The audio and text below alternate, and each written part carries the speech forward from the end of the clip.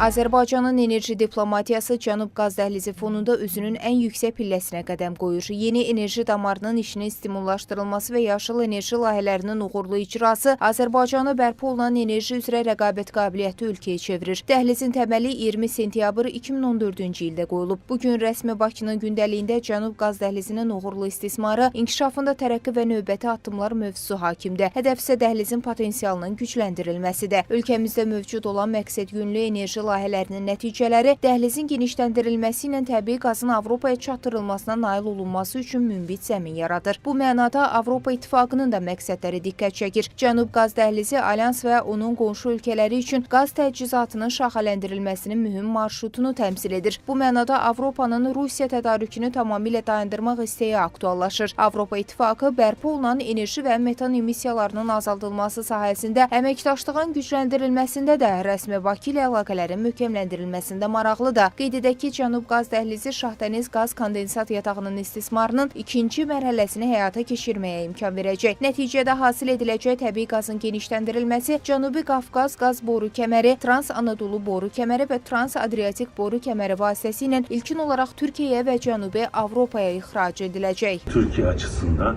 hem Azerbaycan ilişkileri hem Avrupa ilişkileri açısından önemli bir hat olmakta ve Türkiye'nin doğal gaz ihtiyacının da bir kısmını Rusya'dan değil Azerbaycan'dan sağlamasına neden olmakta ve bu fırsatı sağlamakta ve Avrupa açısından da Rusya doğal gazına alternatif bir hat oluşturmaktadır. Azərbaycanın prioritetləri sırasında Avropanın təbii qaza olan ehtiyacının müəyyənləşdirilməsi ön sırada dayanır. Təsadüfi deyil ki, Bakının ev sahibliyi etdiyi Cənub qaz dəhlizi məşvərət şurası çərçivəsində nazirlərin 11-ci və Yaşıl Enerji Məşvərət Şurası çərçivəsində nazirlərin 3-cü iclaslarında çıxışı zamanı Prezident İlham Əliyev qaz təchizatımızın Avropadakı coğrafiyasının bir mənalı olaraq genişlənəcəyini bildirib. Dövlət başçısının sözlərinə görə Azərbaycan təbii qazı 12 ölkəyə çatdırır ki, onlardan 10-u Avropa ölkəsi, 8 isə Avropa İttifaqının üzvləridir. Rəsmi Bakı üçün yeni yerlərdə hasilatın başlamasının önəmi bir daha gündəmə gəlir.